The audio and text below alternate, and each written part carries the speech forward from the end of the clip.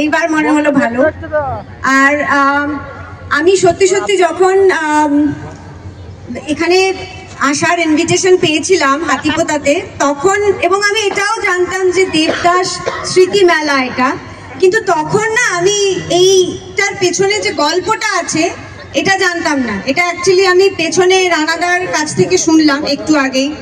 তো যেরকম বলা হলো, অ্যাকচুয়ালি আমি আমার জীবনের প্রথম কাজ না, আমার জীবনের প্রথম যে সেরা অভিনেত্রীর পুরস্কার সেটা দেবদাসের পার্বতী করে। তো হ্যাঁ, আমিও ওই 19টা দেবদাসের মধ্যে একটা দেবদাসের অংশ এবং একজন পার্বতী, এবং বলা যায় আমি আমার শ্বশুর বাড়িতে এসেছি। হাতিপোতা আমার শ্বশুর বাড়ি। তো আপনারা সবাই বা তোমরা সবাই আমার শ্বশুর বাড়ির লোকজন। এই পাশে আমার সব ননদেরা আর এই পাশে সব দেওরেরা, তাই তো? কারণ পেছন থেকে একবার শুনেছি যে বলতে যে যেদিকে মেয়েদের দেওয়া হয়েছে তার মেয়েরা সেই দিকেই থাকো, ছেলেদের যেদিকে দাঁড়াতে বলা হয়েছে সেদিকেই থাকো। তো এখানে দেখে বুঝলাম যে দুদিকে ভাগ করা হয়েছে। তো এই গল্পটা জানার পরে আরো বেশি করে আমার মনে হচ্ছে আমি যেন সত্যি সত্যি মানে এই গ্রামের একটা অংশ। এবং মেলা এই ব্যাপারটা আমি পার্সোনালি ছোটবেলা থেকে ভীষণভাবে জড়িত, কারণ আমি বসিরহাটের মেয়ে। বসিরহাটের যে বুক ফেয়ার সেটা অ্যাকচুয়ালি তাকে বলা হতো মানে আমার বাবার হাতে তৈরি।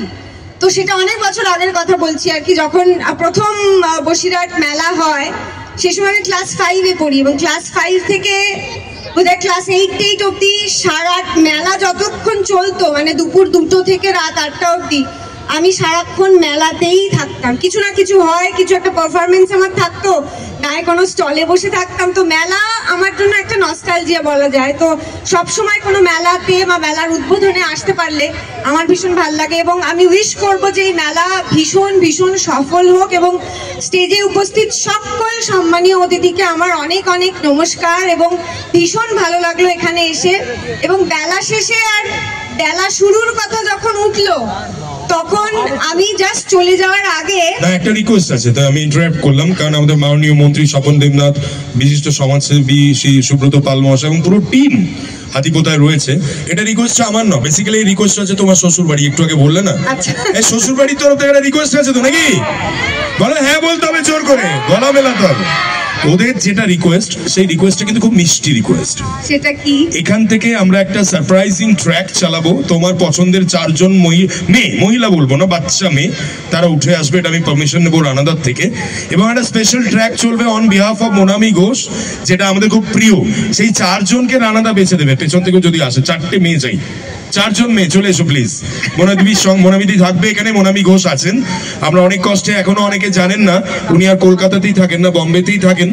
ওনার রিলস বা আদার্স অন্যান্য যা যা অ্যাসাইনমেন্টস রয়েছে সেই জন্য এত শত ব্যস্ততার মধ্যেও আমরা এবারে রানাদা চেয়েছিলেন যে মোনামি আসুক মেলার উদ্বোধনে, তো আমরা আনতে পেরেছি। এর জন্য হাতিপোতা দেবদাস স্মৃতি মেলার প্রত্যেকটি কমিটির জন্য প্রত্যেকের একটা তালি প্রাপ্য, একটা জোর করে হাততালি হয়ে যাক। আমি চাইবো মোনামিদি একটু স্বপনদার নিয়ে কিছু বলুন। মন্ত্রী স্বপন দেবনাথ এত সুন্দর বললেন, তোমার কেমন লাগলো বলো? ওই তো সেটাই তো বলছি যে স্বপনদা এমন সুন্দর করে ভূমিকাটা করে দিলেন আর কি। গল্পটা তো আমি ব্যাকস্টেজে রানাদার থেকে শুনলাম, তো উনি এমন সুন্দর করে মানে ওই যে আমি যে শ্বশুর বাড়ি এসেছি হ্যাঁ ফিলটা চলে এলো যে আমি আমার বাড়িতেই এসেছি। তাহলে এই ট্র্যাকটা যদি চলে, আমি মাননীয় স্যারকে, স্যার তো খুব মানে কি মানে কালচারাল লোক আর কি, রসিক মানুষ, কালচার ভালোবাসেন। আমি স্যারকেও রিকোয়েস্ট করবো এই ট্র্যাকটা চললে কি স্যার একটু সামনে আসা যাবে?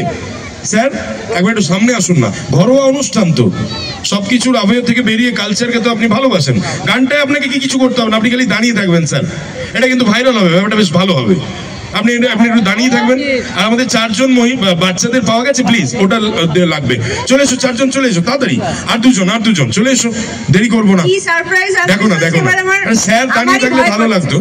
আমাদের আইসি স্যারও রয়েছেন এখানে, চলে এসো তোমরা, চলে এসো একটু। আর দুজন এলে ভালো লাগবে। আর 2 জন তাড়াতাড়ি।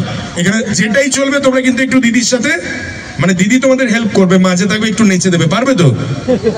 নাচতে পারবে তো? একটু সামনে চলে যাও দিদির কাছে, ওখানে পেছনে ব্যাকআপের মতন করে দাঁড়াও। আর কোথায়? চলে এসো। আর 2 জন ওদিকে চলে যাও। আমি 1 2 3 বললে ট্র্যাকটা চলবে, ওকে? চলো, এটা কিন্তু surprising track. 1, 2, 1, 2, 3, and start for Monami Ghosh. Kalna Hatipota Devdas Shritmela. সবাই নাচ, হ্যাঁ, হাতগুলো উপরের দিকে তুলতে হবে সবাইকে, নিচে থেকে।